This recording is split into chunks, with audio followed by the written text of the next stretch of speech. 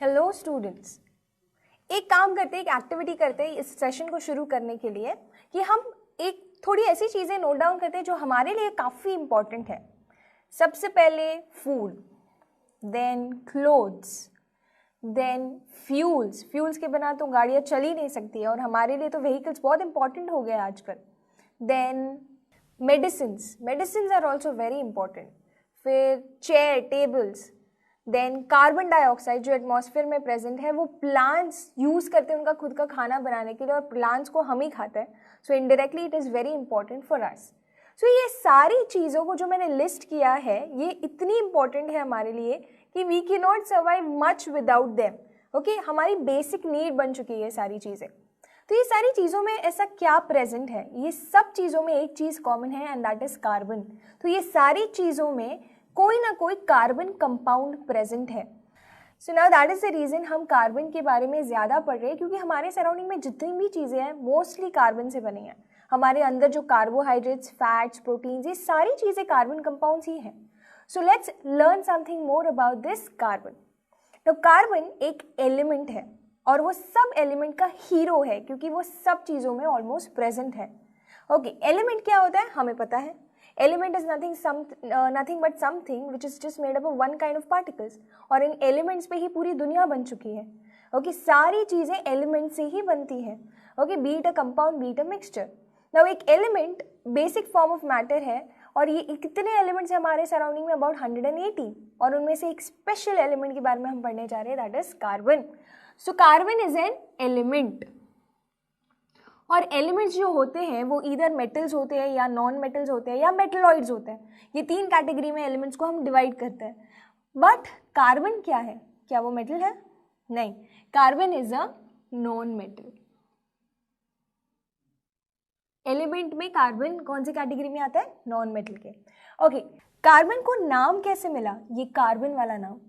Okay, carbon got its name from, carbon got its name, इस element को नाम carbon कहाँ से मिला? From coal. अब हमें पता है जो कोयला होता है, कोल, उसमें 90% तक कार्बन होता है और बाकी सारी चीज़ें भी होती है, बट 90% इट इज कार्बन। कोल को लैटिन में बोलते हैं कार्बोन्स और इसी से इस एलिमेंट का नाम आया, because coal is made up of 90% of this element, तो इसे नाम दे दिया एज कार्बन।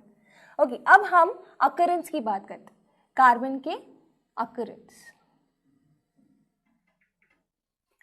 ओके, कहाँ कितना परसेंट में कार्बन अवेलेबल है? Let's see that. तो अगर हम अर्थ क्रस्ट की बात करें उसमें जितना भी कार्बन अवेलेबल है it is only earth crust, it's only 0.02%।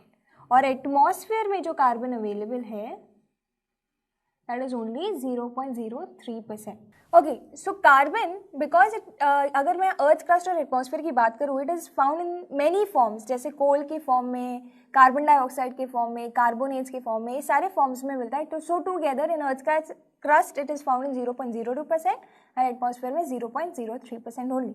और बाकी सब तो एकदम कार्बन कंपाउंड्स बहुत सारी जगह पे मिलते हैं, like in food grains and हमारे अंदर ये वो सब जगह।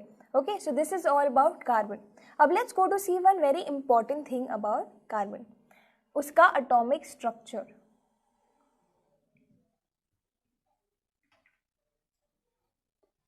कार्बन एलिमेंट है तो वो बना है बहुत सारे एक जैसे पार्टिकल्स हैं और इन पार्टिकल्स को हम एटम्स बोलते हैं।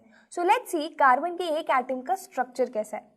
तो कोई भी एटम हो, कार्बन का हो या किसी भी और चीज़ का एटम हो, उसमें एक न्यूक्लियस होता है, सेंटर पॉजिटिव चार्ज। ओके, और न्यूक्लियस के बाद उन ऑर्बिट्स होते हैं सराउंडिंग में जिसमें इलेक्ट्रॉन्स घूमते हैं। सो किसी भी एटम के पास होते हैं इलेक्ट्रॉन्स, प्रोटॉन्स एंड न्यूट्रॉन्स, फिर वो कार्बन का हो या किसी और एलिमेंट का हो। बट जब हम कार्बन की बात करें तो कार्बन के न्यूक्लियस में, this is the nucleus. Okay, इसमें प्रोटॉन्स और न्यूट्रॉन्स प्रेजेंट है न्यूक्लियस में। और कितने प्रोटॉन्स प्रेजेंट है? 6। और न्यूट्रॉन्स कितने प्रेजेंट है? 6। ओके, सो पूरे एटम का मास इधर ही होता है, ऑलराइट। तो पूरे एटम का मास इधर होने की वजह से 6 + 6 atomic mass of carbon becomes 12 units. Okay, और एटॉमिक मास नंबर बोला तो सिर्फ 12, नंबर मतलब number of protons, number of neutrons. और अगर एटॉमिक मास की बात करो तो उसके आगे तो यूनिट चाहिए एक, तो इनका मास को हम ऐड करेंगे। एक प्रोटॉन का मास 1 यूनिट होता है, एक न्यूट्रॉन का मास 1 यूनिट होता है। So total 12 protons and neutrons का मास होगा 12 units. So atomic mass of carbon is 12 units. Okay, और इलेक्ट्रॉन्स कितने होंगे? जितने प्रोटॉन्स उतने ही इलेक्ट्रॉन्स, इसलिए कोई भी एटम इलेक्ट्रिकली न्यूट्रल होता है। सो सिर्फ 6 ही होने वाले हैं। ऑलराइट, ऑलवेज रिमेंबर कि प्रोटॉन्स और इलेक्ट्रॉन्स हमेशा इक्वल अमाउंट में होते हैं, बट प्रोटॉन्स और neutrons not necessarily equal amount में हो। तो अगर किसी भी एटम की बात करो, उसमें जो पहला ऑर्बिट होता है उसका maximum holding capacity of electron सिर्फ 2 होता है। तो अगर कार्बन के पास 6 इलेक्ट्रॉन्स है, उसमें से 2 तो पहले ऑर्बिट में चले गए, बचे कितने? 4 जाएंगे नेक्स्ट ऑर्बिट में, क्योंकि नेक्स्ट ऑर्बिट का होल्डिंग कैपेसिटी होता है 8 का, तो 4 तो होल्ड कर ही सकता है। So electronic configuration of carbon becomes 2,4। तो अभी तक हमने जितनी भी इंफॉर्मेशन यहाँ पे देखी, let's write them down. So according to atomic structure, atomic number of carbon क्या होगा? एटॉमिक नंबर मतलब या तो नंबर ऑफ इलेक्ट्रॉन या तो proton. Usually actually number of protons होता है atomic number, but because electrons भी सेम होता है, सो वी से ईदर इलेक्ट्रॉन और proton. Atomic number of carbon is 6। Okay, atomic mass क्या होगा कार्बन का? हमने अभी देखा था, इट्स द न्यूक्लियस का मास, और न्यूक्लियस में 2 चीज़ें हैं, protons and neutrons. Atomic mass is 12 U। Okay, अब हम इलेक्ट्रॉनिक कॉन्फ़िगरेशन की बात करते हैं। इलेक्ट्रॉनिक कॉन्फ़िगरेशन, पहले ऑर्बिट में, दूसरे ऑर्बिट में कितना इलेक्ट्रॉन्स है, that's electronic configuration of carbon. हमें पता है इट इज 2,4। अब लास्ट ऑर्बिट में कार्बन के हैं 4 इलेक्ट्रॉन्स। इसे अगर स्टेबल होना है तो लास्ट ऑर्बिट में उसके पास होने चाहिए 8 इलेक्ट्रॉन्स। तो उसको और कितने चाहिए इलेक्ट्रॉन्स स्टेबल होने के लिए? और 4। So due to which valency of carbon becomes 4, because उसको 4 और इलेक्ट्रॉन्स चाहिए अपना ऑक्टेट कंप्लीट करने के लिए, that means 8 electrons. Alright, now let's सी कि 4 इलेक्ट्रॉन्स चाहिए तो कार्बन कैसे स्टेबल होगा, कैसे वो अपने 4 इलेक्ट्रॉन्स जो चाहिए उसे वो कहाँ से लेके आएगा। ओके, सबसे पहली चीज़ कि कोई भी एटम, कोई भी एलिमेंट का एटम जब स्टेबल नहीं होता है तो इलेक्ट्रॉन्स या तो वो गेन करता है किसी के पास से, या तो वो अपने इलेक्ट्रॉन्स किसी और को दे देता है, या तो वो अपने इलेक्ट्रॉन्स शेयर करता है। So let's see in the case of carbon क्या होता है। ओके स्टूडेंट्स, अब हम देखते हैं कि अगर कार्बन ने एक्सेप्ट कर लिए 4 इलेक्ट्रॉन्स तो क्या होगा, और अगर कार्बन ने डोनेट कर लिए इलेक्ट्रॉन्स तो क्या होगा। रिमेंबर कि कोई भी चीज़ को अगर स्टेबल होना है तो वो एक्सेप्ट करती है या डोनेट करती है उतने इलेक्ट्रॉन्स जितनी उसकी वैलेंसी है। So if valency of carbon is 4, either it will accept 4 electrons और donate 4 electrons to be stable. Now let's see what happens with carbon. अगर उसने एक्सेप्ट कर लिए 4 इलेक्ट्रॉन्स तो वो बन जाएगा कार्ब एनायन, और अगर उसने डोनेट कर दिए तो बन जाएगा कार्ब केटायन। इसका मतलब क्या होता है कि एक्सेप्ट करने से 4 इलेक्ट्रॉन्स क्या होगा, पहले तो उसके पास टोटल 6 इलेक्ट्रॉन्स थे, 4 इलेक्ट्रॉन्स आ जाएंगे तो 10 इलेक्ट्रॉन्स हो जाएंगे, प्रोटॉन्स अभी भी 6 हैं तो नेगेटिव चार्ज बढ़ जाएगा, तो वो एनायन बन जाएगा जिसको नेगेटिव आयोन बोलते हैं हम, नेगेटिव आयोन बन जाएगा, दैट इज C4-। और अगर उसने डोनेट कर दिए अपने 4 इलेक्ट्रॉन्स, पहले 6 थे अब 4 डोनेट कर दिए तो बचेंगे सिर्फ 2, बट प्रोटॉन्स तो 6 है, मतलब पॉजिटिव चार्ज ज़्यादा हो जाता है तो वो बन जाता है positive ion which is C4+। ये दोनों चीज़ें पॉसिबल है।